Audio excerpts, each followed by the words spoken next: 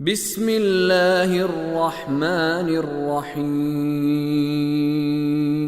إنا بلوناهم كما بلونا أصحاب الجنة إذ أقسموا ليصرمنها مصبحين صدق الله العلي العظيم۔ آیت نمبر 17 کے الفاظ کے معانی کی طرف توجہ فرمائیں گے۔ سب سے پہلا لفظ ہے انا، جو دو حروف سے مل کر بنا ہے۔ پہلا انا اور دوسرا نا۔ انا یعنی یقیناً، اور یہ لفظ اپنے بعد میں آنے والی بات کی تاکید کے لیے استعمال ہوتا ہے۔ نا یعنی ہم، انا یعنی یقیناً ہم نے۔ بلوناہم دو لفظوں سے مل کر بنا ہے، بلونا اور ہم۔ ہم کا معنی ہے وہ یا ان کو، اور اس آیت میں اس کا معنی ہے ان کو۔ بلونا کے معنی پر توجہ فرمائیں گے۔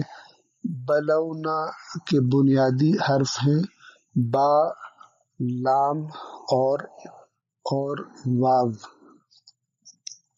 واو عربی قواعد کے مطابق الف میں تبدیل ہو جاتا ہے اور اس لفظ کو پروناؤنس کیا جاتا ہے بلا، اور بلا کو ہم اردو زبان میں بھی استعمال کرتے ہیں مصیبت کے معنی میں۔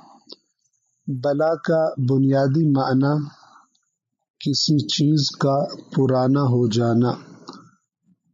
مثال کے طور پر جب نیا لباس بار بار پہننے سے، بار بار دھونے سے، نچوڑنے سے یا مختلف حادثات کے نتیجے میں جب اس کا رنگ زائل ہو جاتا ہے یا جب وہ جگہ جگہ سے پھٹ جاتا ہے، تو اس کو عربی زبان میں کہا جاتا ہے کہ اس لباس پر بلا آئی، یعنی یہ لباس پرانا ہو گیا۔ بلا یعنی ایسی چیز کہ جو کسی دوسری چیز کو پرانا کر دے، اسے کہنا کر دے۔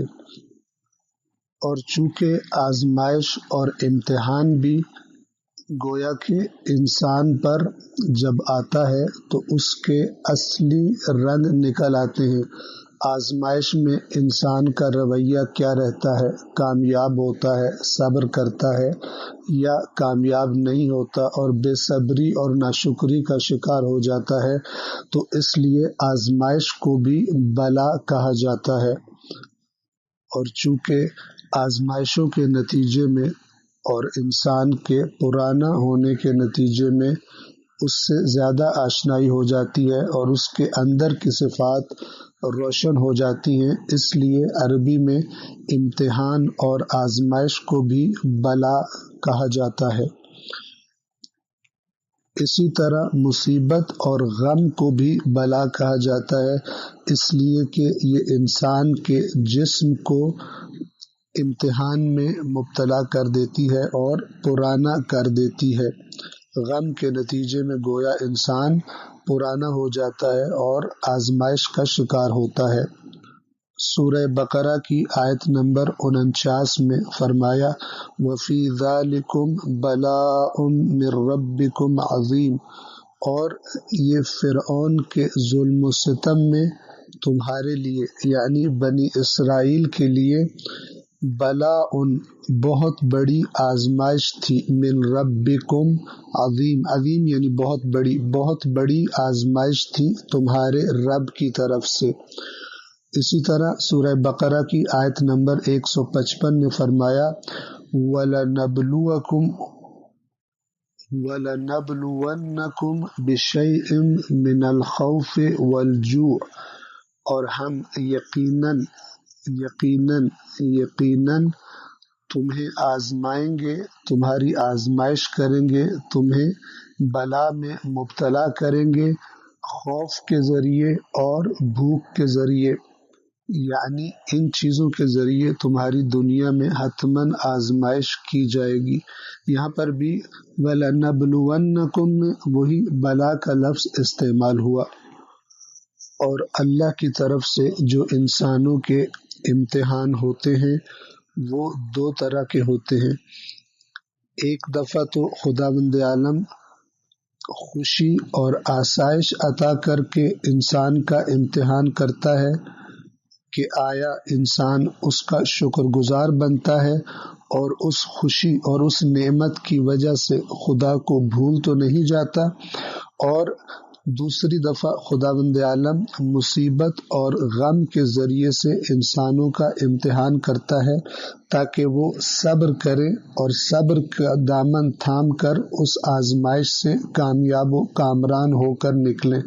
پس خوشی اور نعمت کا ملنا بھی بلا ہے، یعنی آزمائش اور امتحان ہے، اور مصیبتوں اور غموں اور پریشانیوں کا آنا بھی بلا ہے اور امتحان ہے۔